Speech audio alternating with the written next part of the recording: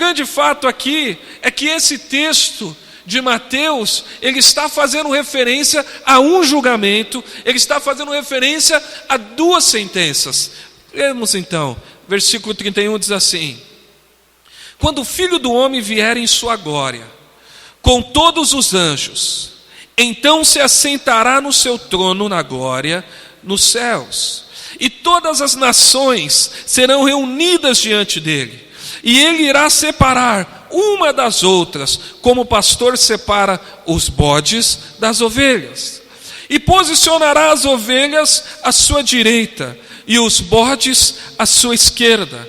Então dirá o rei a todos os que estiverem à sua direita: vinde, abençoados de meu Pai, recebei como herança o reino, o qual vos foi preparado desde a fundação do mundo. Versículo 41. Mas o rei ordenará aos que estiverem à esquerda: malditos, apartai-vos de mim, ide para o fogo eterno, preparado para o diabo e os seus anjos.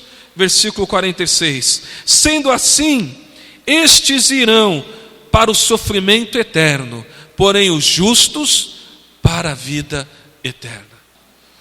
Então, nesse texto que nós lemos, a gente vê esses pontos serem desenvolvidos. A gente vê um juiz, nós vemos um julgamento, nós vemos uma separação e claramente nós vemos duas sentenças diferentes. Então é algo que não pode passar desapercebido para nós.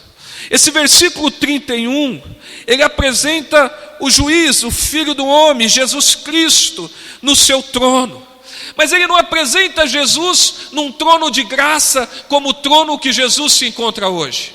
Hoje nós podemos se aproximar diante do trono da graça do Pai, diante do trono de Cristo, e podemos suplicar a sua misericórdia.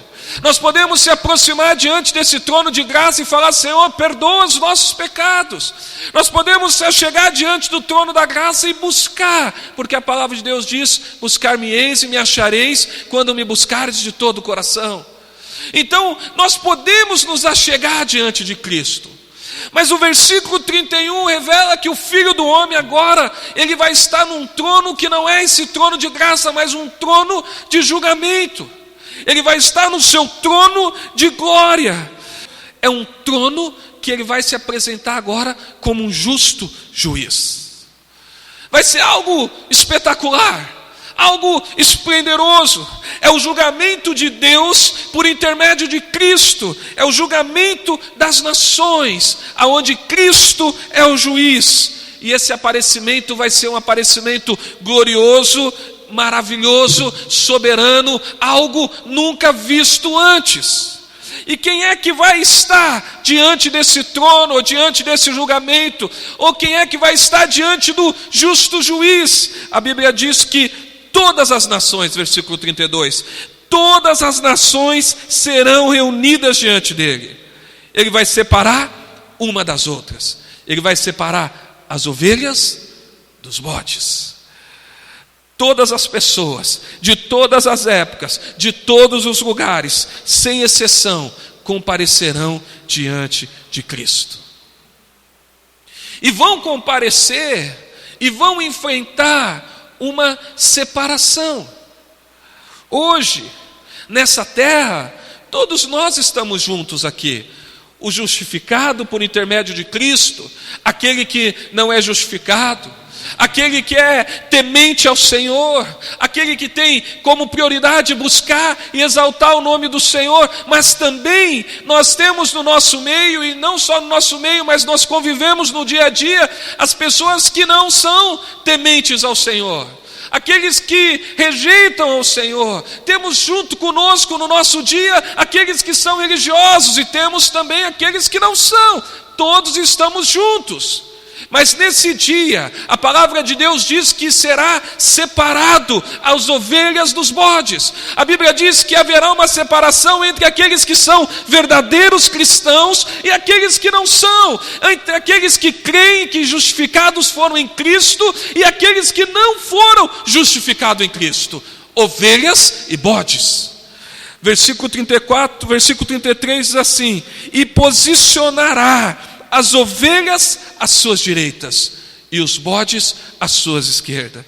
Há uma separação, será algo específico, preciso, mas você que é fiel e que foi justificado em Cristo, não precisa temer, não vai haver erros naquele dia. Nós estaremos, ou todos estarão, diante do justo juiz.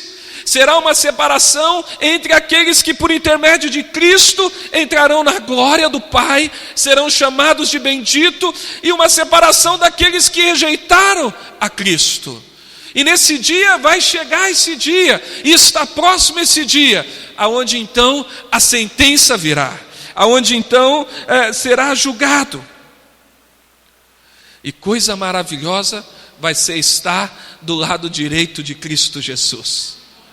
Eu fico imaginando a satisfação, o prazer, a alegria, a verdadeira paz que vai existir para aqueles que estarão ao lado direito. Da mesma forma que eu penso que aqueles que estiverem do lado esquerdo, tamanha angústia, tamanho sofrimento, porque não vai haver mais tempo, não vai haver mais mudança, não será alterada a posição. Hoje nós somos pecadores, mas nós somos justificados em Cristo. Mas existem pessoas que não são justificados, mas quando ouvem o Evangelho, a crerem no Evangelho, o Senhor opera uma transformação na vida dessas pessoas, e eles mudam de lado, eles saem de pessoas não justificadas e passam a ser pessoas justificadas. Mas naquele dia não vai ter troca de lugares, não vai ter tempo. Não será mais diante do trono da graça, agora será diante do trono do julgamento, agora será diante do justo juiz, agora será diante daquele que vai julgar e sentenciar cada um. Justificados à direita, não justificado à esquerda. Malaquias capítulo 3, versículo 18 diz assim: então vereis outra vez a diferença entre o justo e o ímpio, entre o que serve a Deus e os que não servem. Naquele dia a diferença vai ser clara, daqueles que servem ovelhas, daqueles que não servem. A palavra já vem proclamando e revelando isso de forma gradativa. Ali naquele dia a diferença vai ser clara, porque aqueles que servem entrarão, serão chamados de bendito, passarão para o gozo eterno, para a alegria eterna, para viver a eternidade com Cristo. Mas o ímpio para a condenação eterna. Condenação que nós ignoramos, condenação que a igreja contemporânea tem ignorado. É uma condenação que vai acontecer. Quer nós cremos, quer a gente não creia, essa condenação ela vai acontecer. Olha o que diz o versículo 34. Então dirá o rei a todos que estiverem à tua direita: vinde, abençoados de meu Pai, recebei como herança o reino, o qual vos foi preparado desde a fundação do mundo. Ele vai falar: olha, vinde, abençoados, olha o termo que ele usa, abençoados do meu Pai. Algumas traduções diz: vinde benditos, que são benditos, que são justificados, que são filhos, que são escolhidos. Vinde vocês que ouviram a palavra da salvação e o Pai regenerou, vindes para receber o reino como herança. Essa vai ser a sentença para aquele que crê. E numa outra oportunidade eu quero falar sobre o céu, quero falar sobre a eternidade com Cristo. Mas o meu foco nessa noite é a consequência para aqueles que estão do lado esquerdo.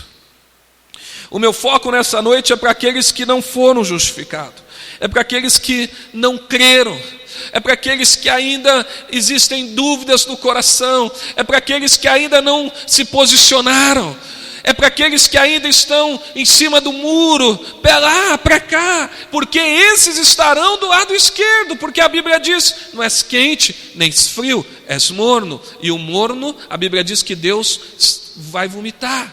Versículo 41 diz assim: mas o rei ordenará aos que estiverem à sua esquerda: malditos, apartai-vos de mim, ide para o fogo eterno, preparado para o diabo e os seus anjos. Porque estão do lado direito, bendito, mas porque estão do lado esquerdo, é maldito. Está recebendo a sentença, a maldição da lei, que aqueles que creem em Cristo são libertos, são livres. Agora, para aqueles que estão à esquerda, estão recebendo a maldição da lei. Ele vai ordenar: malditos, apartai-vos de mim. Ele está falando: olha, ide para o fogo eterno. É uma sentença dolorida, meus amados, sofrida.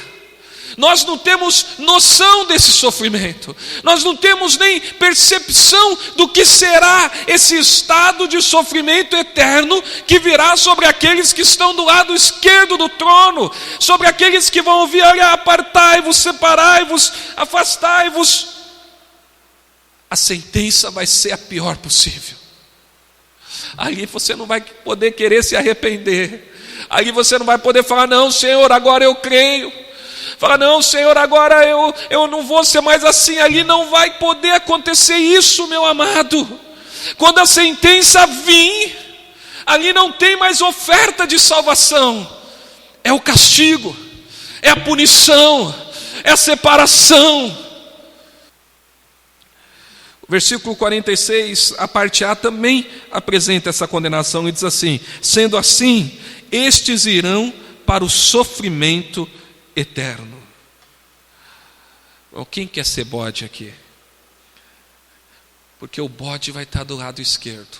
É a separação da ovelha e do bode. Hoje de manhã eu expliquei a respeito da separação do joio e do trigo. Eu expliquei na aula da escola dominical hoje. Por quê? Porque quando ter a separação do joio e do trigo, e essa separação será feita pelos anjos de Deus, o joio vai ser lançado no fogo, no inferno, no castigo eterno, e o trigo vai ser chamado de bendito, vai estar com o Pai. Pessoas que sempre foram convidadas pelo Evangelho, que sempre ouviram o Evangelho, que sempre receberam o convite para o Evangelho, agora não mais terão essa porta aberta. Agora não mais terão a oportunidade de receber e viver esse Evangelho. Agora a ordem é de separação. A esperança de salvação não vai existir. A esperança, a expectativa de estar em Cristo não vai existir, porque a sentença terá sido dada e será chamado de malditos. Sofrerão as consequências aqueles que não creem, sofrerão as consequências aqueles que não estão crendo e sendo justificado em Cristo, aqueles que não buscam o Senhor de todo o coração, aqueles que não se rendem, aqueles que não foram regenerados, esses estarão recebendo a consequência. E não pense que isso será algo injusto.